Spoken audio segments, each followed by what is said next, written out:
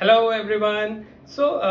This video is for all the parents who have growing kids at home. If you have kids around at your place who are in their 10th standard, 11th standard, or even 12th standard, so a question that is always asked is which is a good career? Which career is good for a child? So first of all, there is no good or a bad career in life. Any career in which your child is able to make a mark for herself or himself becomes a good career. As they say that market is never saturated for a good product or a service. So same goes for career as well. You might hear that okay, this field of career there's a lot of scope. This field of career there is no scope. All those data points are not based on your child predictions. They are based on someone else's success story, right? So the practical way of looking at this is sit with your child and ask your child.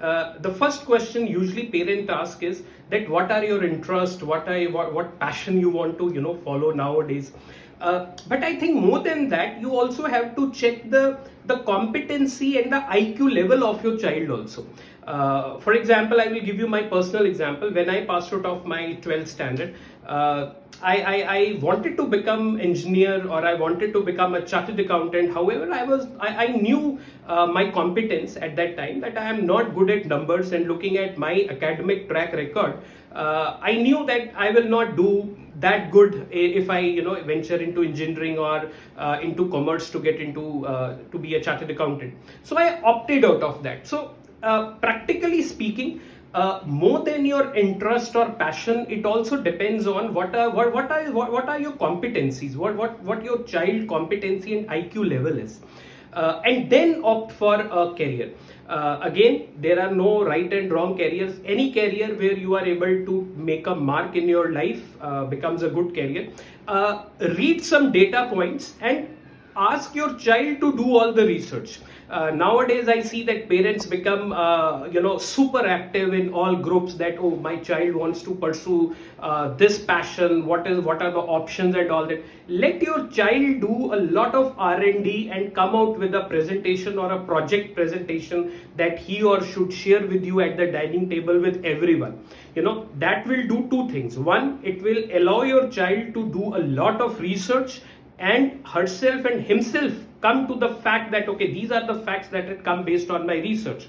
Second thing, he will have that confidence to give the presentations in front of his family members. So that again is an ingredient for one of the ingredient for success in corporate. So once you decide this, then let your child pursue her or his career. Coming to another point where often parents ask that should we allow our child to go on a traditional or a conventional path of career after 12th, or should we ask them to just experiment with their career? See, when your child who is in 10th, 11th or 12th is saying to you that I want to pursue my passion, my hobby, passion, hobby, pursue your interest is a lifelong journey. I might wanted to do something when I passed out of my 12th standard. That changed when I passed out of my college. Now it's entirely changed.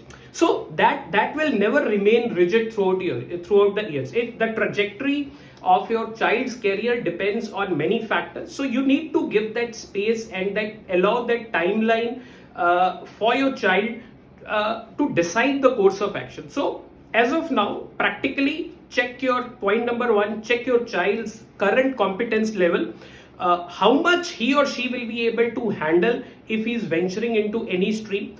Ask your child to prepare a project presentation based on the research and the data points that will help him or her to understand what are the options. Third thing, if you think that you can allow your child to sustain without getting a good job in the market for some years after 12th or after college, then it's no harm in experimenting. However, if you come from a traditional middle class family and you think that no, after 4 years of undergraduate degree, our child should be employable, then my suggestion would be to ask your child to take a conventional path for first 4 years, have her or his base strong, and then can experiment, so that if he or she fails in our experiment, at least they have a backup to fall upon. So I think these are the few things. Don't go away with the winds that there is no scope in this field, there is lot of scope in that field. Nothing can be predicted how AI and other technologies will shape up our career after 10 years or after 5 years from now. So just be practical. Look at the current level of your child, the current competency, and then these 3 points that I have stated, I think that should be helpful to take that forward. Thank you very much.